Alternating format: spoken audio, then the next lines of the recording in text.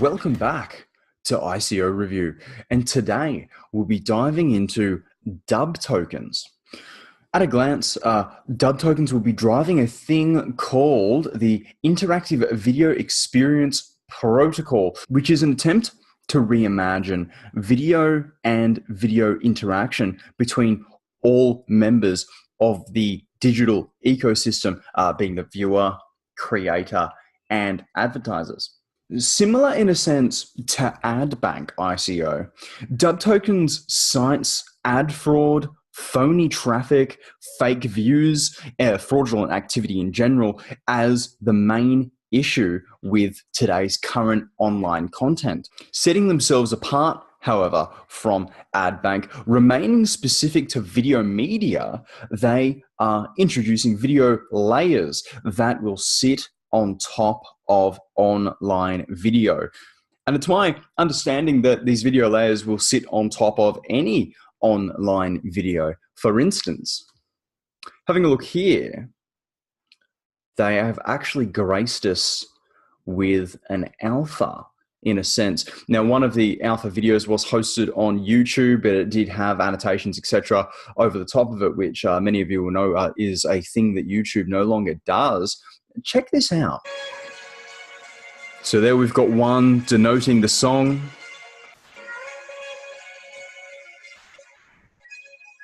Second one mentioning the application. And a third one advertising that backpack.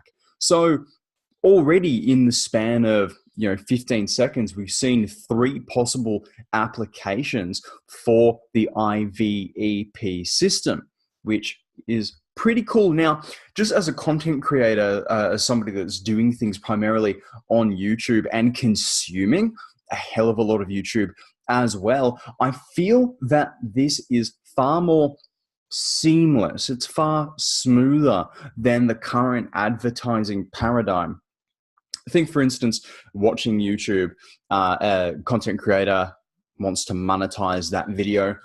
Bang! Big fat ad right at the beginning of your video. If the content creator has opted in, then you've got bang interrupting the video, a big fat ad in the middle, and then one at the end. Or if you're consuming longer content, it really breaks up the rhythm of what you're consuming. Whereas here, the way that those layers popped up over the video, for me at least, it doesn't break up the rhythm of what I'm consuming. It actually adds a bit of an experience. I'll go, oh, cool, that's that backpack, or oh, cool, that's that song, without having to reach for Shazam on my phone. It's a touch more immersive whilst remaining informative as to what it is I'm consuming, which is really cool. And I can foresee this being quite applicable for what I do as well. Hence my interest. I can go, bang, here's a website, here's the link to that ICO, or I have a bonus for that ICO, here you go. And things are just popping up instead of you having to go down to descriptions, or instead of you having to look things up on your own and break the continuity of the viewing experience. And following on from what I was just talking about, let's have a look at the pitch deck. So here you can see that they go through so many use cases for this technology, for this video layering, whether it be customer service, whether it be education, whether it be shoppable videos. We can have these little pop-ups seamlessly overlaid on whatever content it is that we are consuming, or as a content creator intend for people to consume. I would strongly suggest, if you want to get a better idea of the applications for this technology, jump into this section, the pitch deck on the Dubtokens website. So now we're getting into the actual function of the protocol and the use of the token itself. You can see the protocol, the IVEP, is broken up into 3 main sections. You've got build, which is devs and designers contributing smart objects, which were the overlay that we saw, which expand experiences, and measure engagement. So sending people that follow those links through to the appropriate information. Secondly, show, and that is the crossover between creators, publishers, and advertisers. And thirdly, we have capture, which is the real-time engagement. So really what I'm seeing here is a take on the traditional revenue model a la YouTube, which will hopefully result in three things. Those things being increased revenue for content creators, greater bang for your buck if you're a business that's trying to advertise, and greater communication directly from devs to content creators to advertisers, instead of having to communicate through middlemen who are most likely skimming off of that financial relationship. Anyway, so we've covered the financial proposition as it is with pretty much this entire video.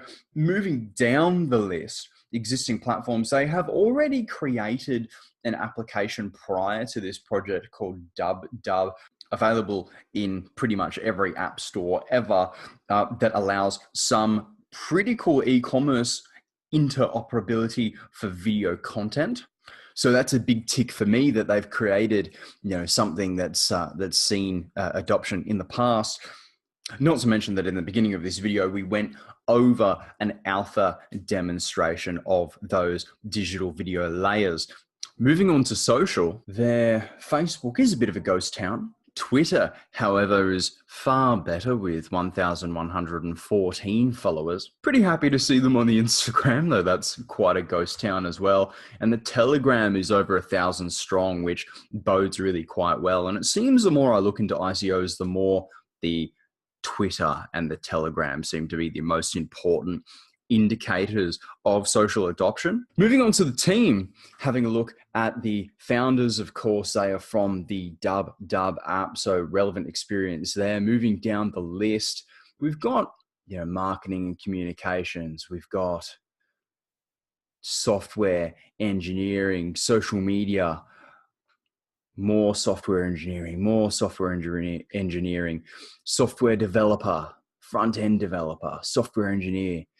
So it's not just a ragtag group of individuals. It seems like they have assembled what were probably individuals from the Dub team originally that are already pretty skilled in putting together projects like this one. So I'm pretty happy with the team, relatively confident with them. And moving on finally to ICO date, we're currently in pre-sale. Pre-sale is, however, restricted to qualified investors only. However, this ICO will begin and be open to the general public towards the end of January. So not too far away, no more than 4.5, 5 weeks away. I have to say that I feel as though this change in advertising presentation and these digital overlays, for me, they feel like a very organic evolution in digital advertising over video content. There's something about it that just works for me aesthetically. And as a content creator, I can really see the places in which I would implement these overlays in my videos as well, just talking about ICOs and crypto companies. As always, I'm quite interested to hear what you all think about this particular ICO. That's all I have for you on this one today.